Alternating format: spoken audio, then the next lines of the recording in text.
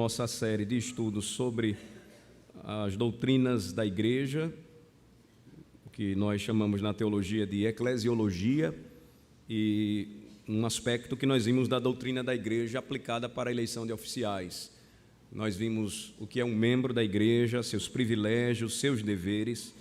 Vimos também um pouco a respeito de cada ofício bíblico, o de presbítero e o de diácono, que são ofícios permanentes deixados pelo Senhor para a sua igreja até o seu retorno. Procuramos fazer uma distinção importante para o que nós estamos vendo hoje. Na realidade, o tempo em que nós vivemos, ainda fortemente influenciado por aquilo que nós chamamos na filosofia de pós-modernidade, tornou toda a verdade relativa, inclusive, ou principalmente a verdade de Deus.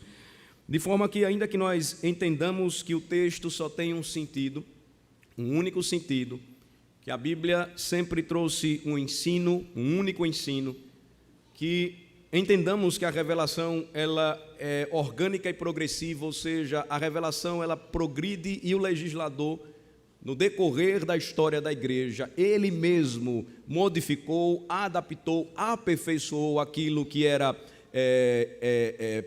sombra e depois se tornou claro como a luz em Cristo. Por exemplo, nós citamos o culto no Antigo Testamento, como ele era tão elaborado, cheio de detalhes, e como do complexo ele então conclui-se ou termina no simples. E hoje nós temos então um culto bíblico, não diferente do Antigo Testamento, porque também era segundo as ordenanças do Senhor, mas hoje nós não fazemos mais aquilo que era realizado no passado. Por quê? Porque a revelação nos mostrou porque hoje nós não precisamos, por exemplo, mais de sacrifícios.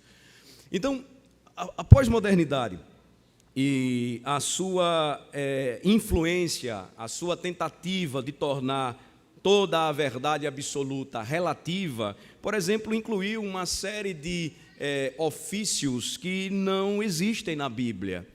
Pastoras, presbíteras, diaconisas, apóstolos hoje, profetas como no passado, nada disso existe mais. Mas a verdade é que quando você toma a Bíblia e interpreta ao seu gosto, tudo é aceitável. Mas na verdade nós precisamos entender de uma vez por todas que se a palavra de Deus é verdade absoluta, ela precisa ser interpretada assim, estudada com seriedade. De forma que quando nós olhamos para os dias do Novo Testamento, os apóstolos então, eles prepararam a igreja para que uma vez que os ofícios temporários eles fossem cessando, os permanentes eles fossem destacados. É o que nós encontramos, o ofício do presbítero e do diácono. Lembrando que pastor, presbítero e diácono, na linguagem bíblica do Novo Testamento, apontam para um mesmo ofício, o do ancião no passado, que não era estranho para a igreja e continuou sendo assim. E as palavras pastor, presbítero ou bispo apontam para a mesma função, para o mesmo cuidado ou governo espiritual que homens escolhidos pelo povo deveriam exercer, manifestar. O que nós enxergamos no Novo Testamento de maneira interessante é a oficialização do trabalho do servo na igreja, ou seja, a diaconia sempre existiu. Os cristãos são servos do Senhor e são chamados para servir. Contudo, há uma instituição apostólica, nós notamos claramente, já era perceptível nas sinagogas, que homens também estavam sendo separados para coordenarem e liderarem o trabalho da diaconia na igreja. Com isso, nós queremos dizer que há espaço para o serviço por parte dos crentes na igreja, sim, mas estes deveriam seguir a orientação, direcionamento, supervisão, receber os incentivos de homens escolhidos oficialmente para a diaconia, quais sejam os irmãos chamados de diáconos. Hoje nós vamos terminar. Então nós temos aqui, mais uma vez, impresso no boletim informativo da igreja, o papel da igreja na eleição de oficiais. Nós vamos ser extremamente práticos e objetivos, porque logo após este exercício devocional, nós vamos dar sequência aos trabalhos desta manhã. que na convocação que vocês receberam culminaria na Assembleia Geral Extraordinária da Igreja. Então, o que vamos ver hoje? O papel da Igreja na eleição de oficiais, suas bases bíblicas e constitucionais. Então, acompanhem comigo mais uma vez, como sempre estamos lendo aí e fazendo. Amada congregação, hoje, pela graça de Deus, realizaremos mais uma eleição para a escolha de oficiais, de modo que algumas orientações para a igreja se fazem necessárias. Quando reunida em assembleia para eleger seus presbíteros e diáconos, a Igreja de Cristo tem uma grande responsabilidade diante de Deus e um grande compromisso com o bem espiritual da comunidade. Nós vamos ver mais adiante por que isso aí. Tomando como exemplo aquele momento quando Paulo se despediu dos presbíteros da igreja em Éfeso, vemos na própria exortação apostólica que, se uma igreja escolhe e elege mal os seus oficiais, ela mesma será prejudicada espiritualmente. Vejam só que no discurso de Paulo, se despedindo dos presbíteros em Éfeso, ele citou que dentre os membros do conselho se levantariam homens que tentariam perverter a doutrina e desviar a igreja. Olhem só a citação aqui que ponho de Atos 20, 29 e 30. Eu sei que, depois da minha partida, entre vós penetrarão lobos vorazes que não pouparão o rebanho. Então, eles sofreriam ameaças externas, que tentariam, se infiltrando na igreja, devorar o rebanho do Senhor, mas Paulo conclui dizendo, e que, dentre vós mesmos, ou seja, dentre vocês, presbíteros, se levantarão homens falando coisas pervertidas, para arrastar os discípulos atrás deles. Percebam então, irmãos, que quando nós nos reunimos como igreja do Senhor para eleger oficiais, diante de Deus nós temos uma grande responsabilidade e também um grande compromisso com o bem-estar espiritual da comunidade. Você precisa ter consciência disso.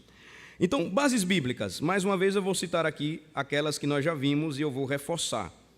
A Bíblia nos ensina que desde o período apostólico, quando as primeiras igrejas foram organizadas, o método de escolher os seus oficiais por meio de eleições foi estabelecido pelos apóstolos.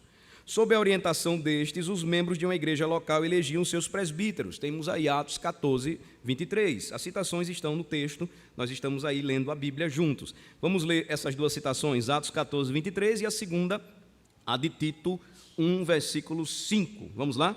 E promovendo-lhes em cada igreja a eleição de presbíteros, depois de orar com jejuns, os encomendaram ao Senhor em quem haviam crido. Por esta causa te deixei em Creta, para que pusesses em ordem as coisas restantes, bem como em cada cidade constituísses presbíteros, conforme te prescrevi. Duas verdades importantes aí. A igreja não pode eleger os seus oficiais sem antes orar e jejuar. Não sei quantos de vocês fizeram isso, mas notem que era uma prática comum. Tamanha a responsabilidade diante de Deus e para com a comunidade. Então não é algo assim que você pode dizer, hoje é dia de eleição, mas que coisa chata, de novo, eu vou votar aí, qualquer pessoa para ir embora. Não, isso é um ato solene. Veja, não é algo apenas constitucionalmente instituído pela Igreja Presbiteriana do Brasil, primeiramente é bíblico. Você tem uma participação espiritual importante na escolha de seus oficiais. Olhem só. Percebam que aquilo que vocês, como igreja, reunida em assembleia, farão mais uma vez nesta manhã, envolve, porque é algo espiritualmente saudável e bíblico, oração e jejum. Então, é uma escolha séria. Homens serão eleitos aqui para um mandato de 5 anos. É uma escolha importante. Os rumos da igreja serão ditados, no sentido de governo, de condução, por estes homens. Vocês precisam confiar neles na hora de votar. E a outra verdade importante aqui é a expressão final em Tito, quando Paulo escreveu para este jovem pastor, dizendo, constituísses presbíteros conforme te prescrevi. Então a prescrição, segundo Atos 14, era esta, Tito, como presbítero da igreja, juntamente com os demais presbíteros, deveria promover eleição. Se na igreja de Creta, suponhamos, ainda não houvesse um conselho, o que é que Tito teria que fazer como um presbítero que estava ali? Promover a eleição. Ele não poderia governar sozinho uma igreja. Ele não poderia ser apenas ou o único, melhor falando, mas ele precisaria estar entre o colegiado, governando e apacentando a igreja na ilha de Creta. Vamos seguir. O reverendo Arivaldo Dias Casimiro, ele afirma que pelo menos 4 lições podemos extrair destes 2 versículos. A primeira delas: a eleição de oficiais é uma responsabilidade corporativa. Olhem só, os apóstolos designavam os critérios, mas quem tinha a responsabilidade de escolher era a congregação. Trata-se de uma imensa responsabilidade espiritual. Mais uma vez, notem que a responsabilidade de vocês, ela primeiramente é espiritual. Então, quando o apóstolo Paulo incluiu tudo em 1 Coríntios 10, 31, desde o comer e o beber até fazer qualquer outra coisa para a glória de Deus, obviamente isto inclui uma ação, uma participação importantíssima, valiosíssima para a igreja de Cristo, que é o seu povo escolher, ou o seu povo eleger oficiais, escolher oficiais. Número 2, não se deve fazer a escolha ou a eleição de oficiais sem a prática da oração e do jejum. A igreja precisa se dedicar ao jejum e à oração antes de escolher os seus oficiais. Nós temos o exemplo de Jesus, ele mandou isto em Mateus capítulo 9, e os discípulos o obedeceram. Vamos lá para Mateus capítulo 9, versículos 37 e 38. A prática do jejum tão desprezada hoje, ou tão mal utilizada hoje, não quer dizer que deve ser desprezada ou deve ser negligenciada pelos cristãos. Então, em Mateus capítulo 9, nos versículos 37 e 38, Jesus, ele disse que os discípulos deveriam rogar, orar, para que o Senhor mandasse trabalhadores para a sua seara. A partir do versículo 35 diz: e percorria Jesus todas as cidades e povoados, ensinando nas sinagogas, pregando o evangelho do reino e curando toda a sorte de doenças e enfermidades. Vendo ele as multidões, compadeceu-se delas, porque estavam aflitas e exaustas, como ovelhas que não têm pastor. Olhem só, eles precisavam de pastores. E então se dirigiu a seus discípulos: a seara, na verdade, é grande, mas os trabalhadores são poucos. Rogai, pois, ao Senhor da seara que mande trabalhadores para a sua seara. Jesus, então, ensinou aos seus discípulos que o método de escolha para o trabalho ou para a obra do Senhor, de homens que pudessem se dispor a pastorear, a apacentar, a pregar o evangelho, começava ou deveria começar com a oração. Notem que mediante a oração, mais à frente vem já a resposta do Senhor, capítulo número 10. Jesus então chama os seus 12, concede-lhes autoridade sobre espíritos imundos para os expelir e para curar toda a sorte de doenças e enfermidades. Jesus, ele nos incentiva a orar, nos ensina a orar, sabendo que na confiança do seu poder e soberania, ele sempre colocará os oficiais que são de seu agrado.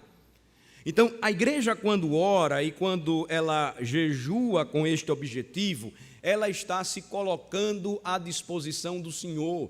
Humildemente, ela está dizendo, como Jesus ensinou, mais à frente no Evangelho de Mateus, que seja feita a tua vontade, assim na terra como no céu. Então, não pode ser uma atitude leviana nossa, simplesmente vir, olhar lá a cédula de votação, e vou escolher aqui hoje esses 3 aqui para presbíteros, esses 2 para diáconos, ou vou escolher apenas alguns, ou não vou escolher nenhum. Não. É algo muito importante que envolve primeiramente esta preparação do crente. Aí comparem Atos capítulo 1, vamos para lá,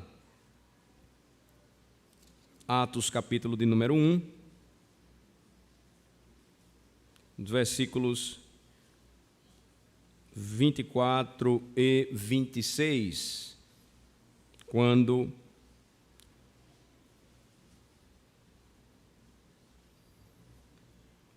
ocorreu a escolha daquele que substituiria o lugar de Judas, o traidor. Atos 1, a partir do versículo 24 até o 25. O 26. E orando disseram: Tu, Senhor, que conheces o coração de todos, revela-nos qual destes dois tens escolhido. Porque eles propuseram José, chamado Barsabás, cognominado Justo, e Matias. E eles oram então: Tu, Senhor, que conheces o coração de todos, revela-nos qual destes dois tens escolhido, para preencher a vaga neste ministério e apostolado, do qual Judas se transviou, indo para o seu próprio lugar. E os lançaram em sortes, vindo a sorte recair sobre Matias, sendo-lhe então votado lugar com os 11 apóstolos. Os discípulos obedecem ao Senhor. O método de lançar sortes, depois, com o passar do tempo, ele foi sendo trocado pela escolha, pela eleição. Algumas igrejas ainda presbiterianas ou reformadas, de maneira local, elas lançam sortes para a escolha de seus oficiais, mas é algo muito raro, algo que praticamente hoje não existe mais. Lançar sorte, lembrem-se, partiu daquele princípio daquelas pedrinhas chamadas urim e tumim, usada pelos sacerdotes, onde as sortes eram lançadas e as respostas elas eram reveladas, elas eram dadas pelo Senhor, então mediante a autorização dele. Hoje nós não podemos fazer isso, tomar aqui pedras ou dados ou sei lá, qualquer coisa, jogar e escolher. Houve certa vez um caso em uma igreja presbiteriana em que foram escolher assim um de seus oficiais, um pastor, e a igreja sofreu muito porque se esqueceu que depois o método apostólico foi que a igreja elegesse. Então, eles se esqueceram disso, os presbíteros lançaram sortes, e o pastor que seria o melhor para a igreja não foi o que caiu, e a igreja sofreu por anos com um pastor que na realidade era um lobo disfarçado de ovelha. Então, só para os irmãos focarem aqui na questão da oração, da preparação do povo de Deus, sempre na escolha de homens para governar a igreja, aqui nesse caso ainda apóstolos. Número 3, a igreja somente deve votar naqueles homens que se enquadram nos critérios espirituais estabelecidos pela palavra de Deus. Já estudamos 1 Timóteo 3 e vimos Tito capítulo 1. Nós vimos que os padrões exigidos pelo Senhor, mediante o ensino apostólico, são elevadíssimos. Se você pegar aquele padrão e tentar encaixar na vida de qualquer um de nós, presbíteros ou diáconos, você vai dizer: ninguém presta, ninguém se encaixa. Aí você vai lembrar que você também não presta tanto assim, ou seja, que ninguém alcança 100%. Entenda a expressão não prestar nesse sentido, viu, gente? E aí, o que é que você vai entender da passagem? Que estas qualificações sempre devem ser almejadas, devem ser perseguidas por estes homens. Eles não são perfeitos, são pecadores, assim como todos nós, mas é necessário que você veja algum destaque neles, alguma diferença, algo de diferente naqueles que se apresentam em termos de exercício espiritual, de vida devocional, de cuidado e governo com a família, de amor pela igreja. Não pode ser uma figura apática, uma figura que não conhece a palavra, um homem que não persegue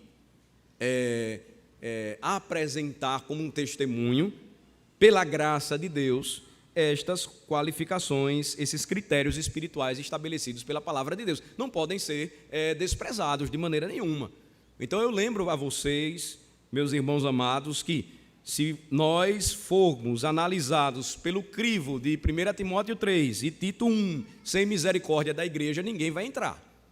Ninguém entra. Mas você vai perceber, você vai ver se pelo menos estes se apresentam como homens que possuem características e qualificações que estão perseguindo, estão crescendo. Você nota a maturidade, crescimento espiritual, testemunho e fé.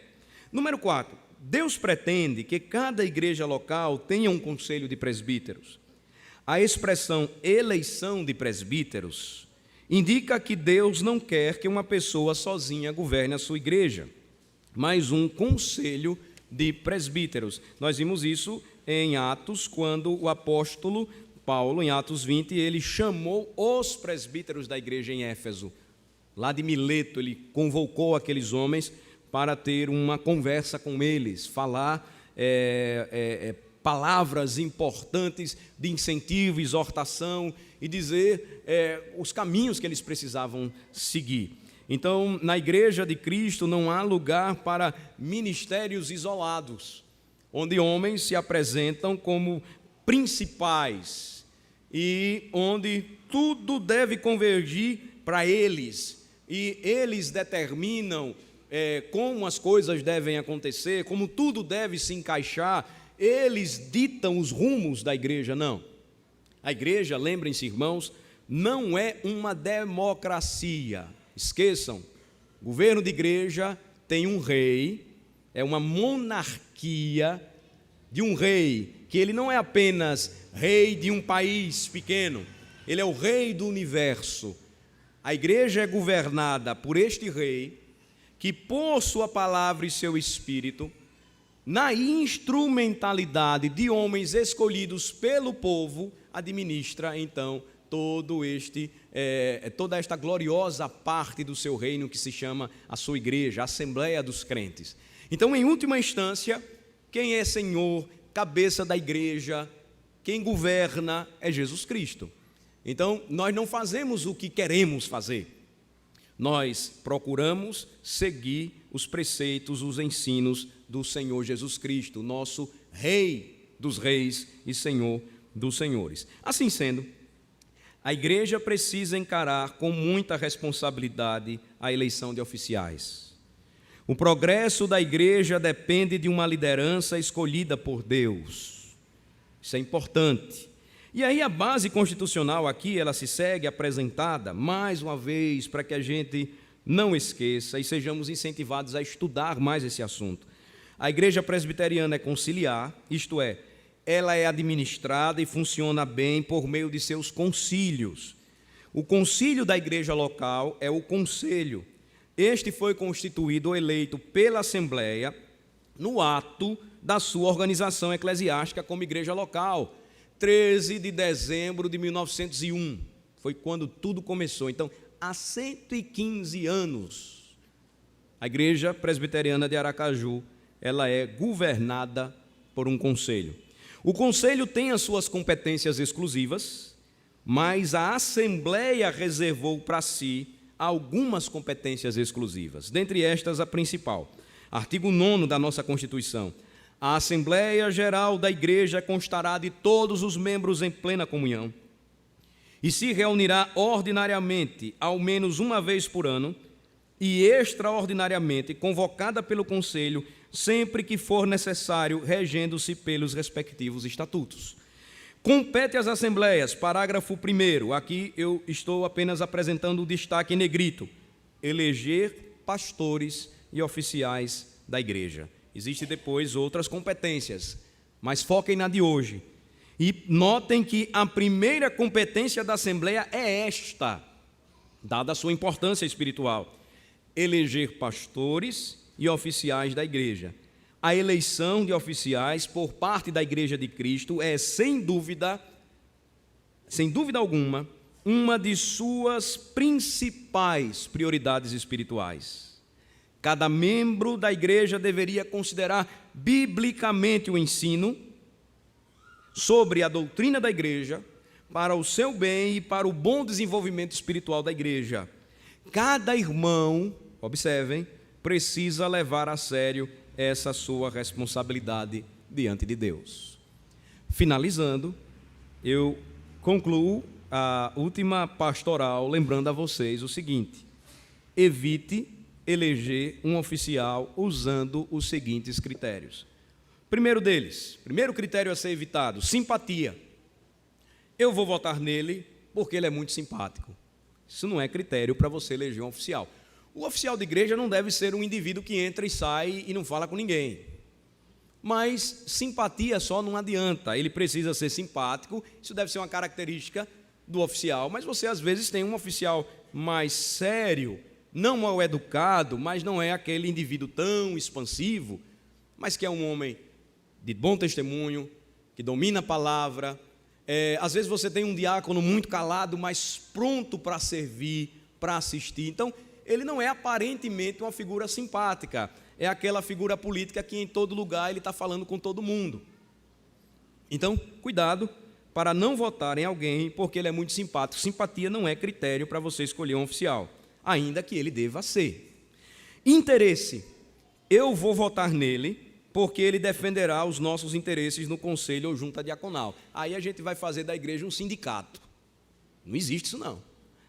Eu vou votar nele porque ele defenderá os interesses dos jovens. No passado tinha muito isso. A mocidade tem que escolher aquele que vai representar os jovens. Igreja não é sindicato, gente. Nós precisamos escolher, quer sejamos jovens ou velhos, os interesses da terceira idade, os interesses dos casais, enfim, não. Nós precisamos escolher, votar, porque este homem defenderá os interesses da igreja, quer seja no conselho ou junta diaconal. Ele é qualificado, apresenta os critérios de um homem que está pronto para servir. Pronto, é a melhor colocação.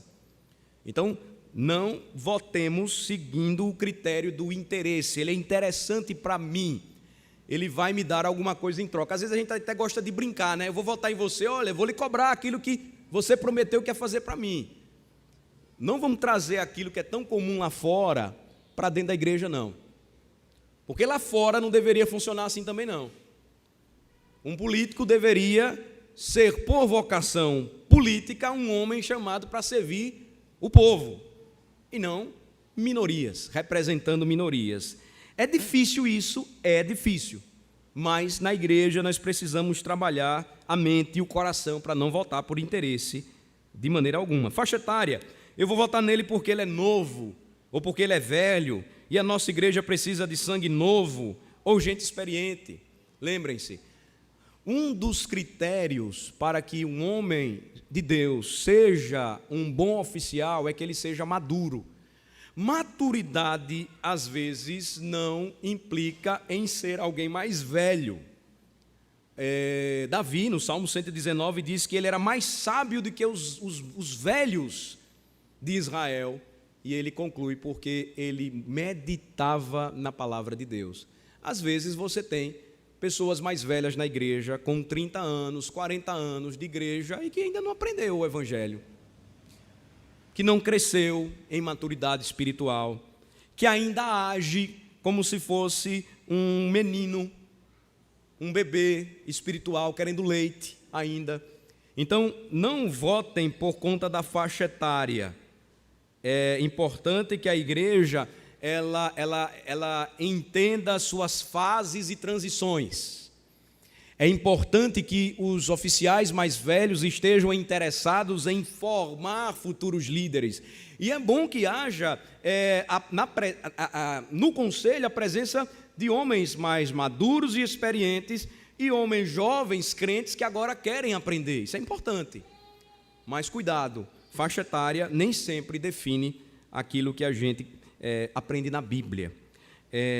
Influência. Eu vou votar nele porque me pediram isso. Não entra também, gente. Muitos às vezes votam com base nisso. Alguns irmãos já chegaram para mim e disseram: pastor, eu não sei em quem votar. Quem é que o senhor indica? Eu disse: ore a Deus, eu não vou indicar ninguém. Você não pode votar por indicação. A indicação que é aqui apenas constitucional e bíblica, primeiramente, é o conselho trazendo os nomes. Olha, são esses aqui. Agora, vocês têm competência de eleger ou não. Só essa indicação. Então, influência. Me pediram para eu fazer isso. eu tenho alguma coisa eu vou ganhar, porque ele me pediu para fazer e eu dependo dele, sei lá, ele me deu emprego, ou ele me ajudou em alguma coisa, eu estava precisando levantar o muro da casa, ele chegou lá com uns tijolinhos e um cimento. Nada disso, gente. Você não pode votar também por base, pelo critério da influência. A gente precisa separar muito isso aí, definir bem. Família, eu vou votar nele, pois a nossa família precisa ter um representante no conselho ou na junta diaconal. Isso aí também não é critério bíblico. Igrejas já sofreram muito, até mesmo divisões, rachas, por conta do domínio de famílias sobre outras, famílias que dominam a igreja. A igreja é a família das famílias. O critério nunca pode ser, eu vou votar nele porque ele é da minha família, ele é meu irmão, é meu parente, é meu pai. Não, você precisa olhar, é meu filho. Esse não é um critério. Pode haver, sim, familiares no mesmo conselho, pode, não há problema nenhum com isso aí, mas nunca observem ou sigam este critério, porque ele não é bíblico. Desinteresse, esse é um dos piores. Eu vou votar nele porque qualquer um serve. Por favor, não façam isso. Votem com consciência depois de orarem, olhando bem para os candidatos. Não vote porque qualquer um serve. Não serve qualquer um. Precisa ser um homem de acordo com os padrões estabelecidos por Deus. Ele não será perfeito, mas, como eu disse e repito, precisa apresentar um diferencial. Precisa, é necessário. Não faça isso, não use o critério do desinteresse. Raiva ou vingança, isso aqui também é perigoso. Eu vou votar nele porque ele não gosta do pastor, então eu não gosto também do pastor, eu não estou gostando dele e aí eu vou pegar. Não faça isso, pode voltar contra você. Esse não é um critério para você votar, raiva ou vingança, não faça isso. Entregue a Deus a vida do seu pastor. Você está com raiva dele por alguma razão, se você não gosta dele, aprenda a amar, ame seu inimigo, né? Se você acha que ele é seu inimigo, mas não faça isso, por raiva ou vingança, isso não é critério para votar. E finalmente, politicagem. Eu vou votar nele porque ele fez campanha e me pediu voto. Esse é o pior elemento aí. Se ele saiu fazendo campanha e pedindo voto, você já tem que parar e pensar duas vezes. Irmãos, nós temos sempre, pela graça de Deus, um processo muito pacífico. E isso é bom para a igreja. Discussões que surgem, colocações que são apresentadas, todas elas num ambiente muito irênico e respeitoso, mas não é fácil não. Existem casos difíceis de presbítero sair catando membro que nunca mais veio na igreja, a velhinha vem se arrastando, mete na cadeira de roda para votar nele. Não, politicagem jamais na igreja. Ele vai lidar com questões políticas, sim, porque o ser humano é político. O presbítero, ele precisa ter habilidade para lidar com pessoas, precisa. Isso envolve a boa arte da política eclesiástica, mas não a politicagem eclesiástica. Ele fez campanha, ele pediu meu voto, eu vou votar nele. Não. Procure em oração e humildade diante de Deus, escolher aqueles que você acredita, eles irão contribuir para o reino, eles têm um comprometimento sério com a obra missionária da igreja, com a assistência aos necessitados, com o testemunho da igreja, com o reino de Deus, com o bem-estar do povo, o cuidado realmente que é requisitado da parte de presbíteros e diáconos. Mas nunca vote segundo esses critérios aqui, porque nenhum desses critérios eles têm apoio, eles têm base bíblica. Que Deus seja honrado através do nosso voto nesta manhã, que a igreja seja abençoada mediante a escolha de seus oficiais e presbíteros, que o Senhor fortaleça e abençoe ricamente a sua igreja. Vamos orar. Ó Deus, agradecemos pelo momento especial para todos nós, o privilégio agora aqui, juntos, reunidos em assembleia.